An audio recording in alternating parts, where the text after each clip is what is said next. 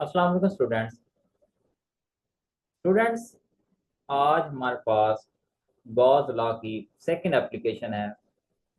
First application में हमने देखा था कि हमारे पास एक हॉलो चार्ज अफेयर था जिसमें हमने इलेक्ट्रिक फील्ड इंटेंसिटी को देखा और वो ज़ीरो आई थी। उसकी वजह क्या होती है?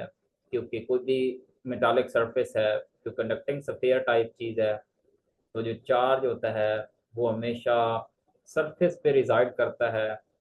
इनसाइड कोई भी मेटालिक सरफेस होती है या सफेयर, कोई चीज चार्ज जैसी एग्जिस्ट नहीं करती।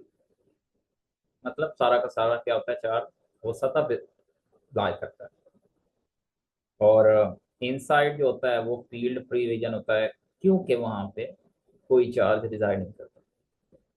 आज हमारे पास बच्चों सेकंड एप्लीकेशन है। सेकंड एप्लीकेशन में हमारे पास है electric intensity due to an infinite sheet of charge.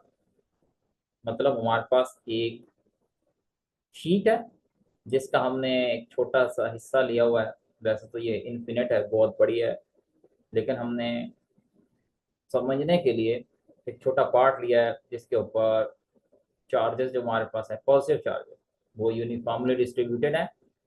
और हम इसी इनफिनिट शीट ऑफ चार्ज के ऊपर आज हम गॉस लॉ को यूज करके हम मालूम करेंगे इलेक्ट्रिक फील्ड इंटेंसिटी को। तो बच्चों, first of all consider a plane sheet of charge on which positive charge are distributed uniformly, जैसे कि आपको डायग्राम में नजर भी आ रहा है। अच्छा, यहाँ पे एक बात आपने ध्यान में रखनी है बच्चों, वो हमारे पास है। आप देखें सतह के ऊपर चार्जेस पड़े हैं शीट के ऊपर। हमने डेंसिटी का कंसेप्ट पढ़ा हुआ है।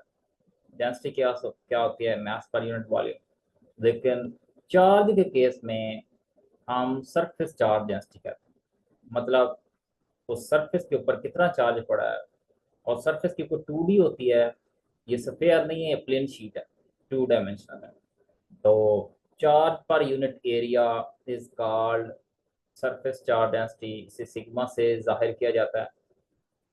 तो हम आगे चलते हैं। लेकिन आपको पता है, जब भी हमने गॉस लॉ इस्तेमाल करना है इलेक्ट्रिक फील्ड इंटेंसिटी को कैलकुलेट करने के लिए किसी पॉइंट बी के ऊपर, ये आपको जो सिलेंडर शेप चीज नजर आ रही है, एक सिलेंडर है जिसके एजेस के ऊपर आपको नजर आ रहा पी पॉइंट है। तो यहाँ पे हम इलेक्ट्रिक इंटेंसिटी को मालूम करना चाहते हैं। लेकिन उससे पहले हमने, जब भी गॉस लॉ किसी पॉइंट के ऊपर लगाना है इलेक्ट्रिक फील्ड इंटेंसिटी को कैलकुलेट करने के लिए, तो हमें बच्चों एक गॉसियन सरफेस, गॉस लॉ लगाने के लिए एक इमेजिनरी क्लोज सरफेस कंसीडर करनी पड़ती है। और वो क्लोज सरफेस उस पॉइंट से गुजरनी चाहिए जहाँ पे हम इलेक्ट्रिक फील्ड इंटेंसिटी को मालूम करना चाहते हैं। तो फिर इसके लिए हमने एक सिलेंडर नुमा वो शेप कंसीडर किया है, क्लोज्ड है। और इसको ऐसे समझ लें, ये हमारे पास एक बोर्ड मार्कर है। ये आपके सामने ये भी एक क्लोज्ड है और सिलेंडर नुमा है। तो इसी को हमने शीट के ऊपर रखा हुआ है। और ये इसका एक फेस है और एक ये फेस है। तो बच्चों, और एक आपको ये मिड वाला कर्व्ड जो उसकी शेप है वो भी नजर आ रही है। तो डियर स्टूडेंट्स, हमारे पास 3 जगह बन रही हैं जहाँ पे हम गॉस लॉ को यूज करते हुए इलेक्ट्रिक फील्ड इंटेंसिटी को मालूम करेंगे। मतलब यहाँ से हम फ्लक्स मालूम करेंगे और फिर हम तरतीब के साथ चलते हुए इलेक्ट्रिक फील्ड इंटेंसिटी को मालूम कर सकेंगे। तो बच्चों, आपने याद रखना है कि हमने एक Gaussian surface in the form of cylinder जो कि शीट में से गुजर रहा है, हमने कंसीडर किया।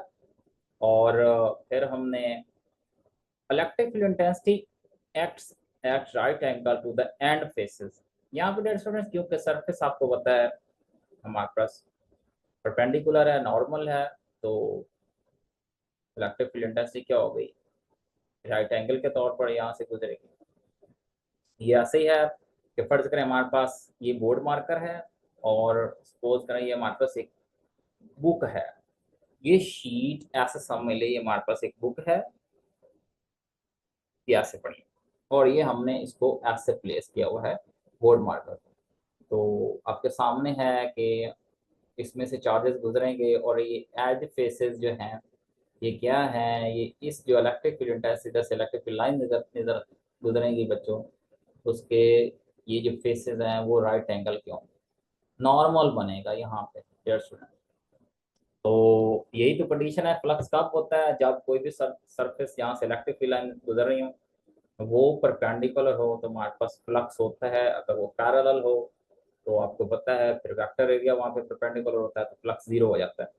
तो यही वो कहता है कि electric field intensity E acts at right angle to the end faces and directed away from the sheet, क्योंकि पॉजिटिव चार्जेस हैं तो डायरेक्टेड अवे होगी। E is parallel to the curved surface of the cylinder। बात करते हैं flux through right and flat surface. इस side पे फर्ज करें ये वाला एक एंड है और इसी तरह ये दूसरा एंड है बच्चों। तो ये कर्व्ड जो होगा हिस्सा, तो हमें पता है इस एंड के ऊपर जो ई डॉट ए है उसके दरमियान जो एंगल बन रहा है वो हमारे पास जीरो बनेगा, क्योंकि वेक्टर एरिया और इलेक्ट्रिक फील्ड इंटेंसिटी दोनों पैरेलल बन रहे हैं। क्योंकि सरफेस और इलेक्ट्रिक फील्ड इंटेंसिटी परपेंडिकुलर है, नॉर्मल है, तो वेक्टर एरिया फिर बनेगा पैरेलल बच्चों। तो एंगल कितना आएगा? वो बच्चों जीरो आएगा और cos जीरो वन आता है। ये हमारे पास इक्वेशन वन होगी। इसी तरह दूसरे जो फ्लैट एंड है हमारे पास उसके ऊपर भी इसी तरह बच्चों बनेगा फाई टू हमारे पास, और एंगल जो है वो जीरो बनेगा। पैरेलल उधर भी है, एंड फेसेस के ऊपर पैरेलल है, तो हमारे पास दोनों केसेस में हमारे पास फ्लक्स आएगा और वो किसके बराबर होगा? वो ई ए के बराबर होगा। अब मेन बात आती है जहाँ पे बच्चों को मसला बनता है वो है बच्चों कर्व सतह। कर्व सतह को समझने के लिए हम फर्ज करते हैं ये हमारे पास सिलेंडर नुमा क्षेत्र है। आपने याद रखना ये सतह अगर प्लेन है तो इसके ऊपर जो वेक्टर एरिया होगा वो नॉर्मल होगा बच्चों, और इलेक्ट्रिक फील्ड इंटेंसिटी और वेक्टर एरिया के दरमियान जो एंगल बनेगा वो 90 बनेगा। तो यही वजह है कि जो फ्लक्स थ्रू कर्व सरफेस जो हमारे पास होगा वो जीरो होगा।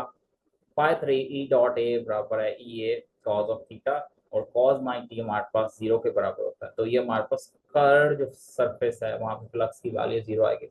अब हमारे पास टोटल फ्लक्स है तो pi one pi two plus pi three E A जमा ई ए प्लस जीरो, तो हमारे पास टू ई आएगा। अब हम इसी सतह के ऊपर अब गॉस लॉ का भी यूज करते हैं।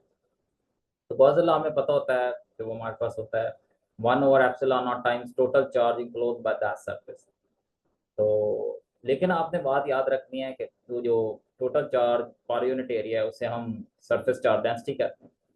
वहां से क्यू की अगर वैल्यू निकाली जाए तो वो हमारे पास सिग्मा इंटू ए आएगा बच्चों, और यहाँ पे हम क्यू की वैल्यू पुट करते हैं। और ये इक्वेशन 5 है, तो अगर 4 और 5 को टोटल फ्लक्स वाली दोनों इक्वेशन को कंपेयर किया जाए तो बच्चों हमारे पास आएगा 2 EA is equal to sigma A और एप्सिलॉन नॉट, और ए से ए कैंसिल हो जाएगा। तो हमारे पास इलेक्ट्रिक फील्ड इंटेंसिटी जो कि हमने कैलकुलेट करनी होती है गॉस लॉ की मदद से, वो हमारे पास बच्चों क्या आएगी?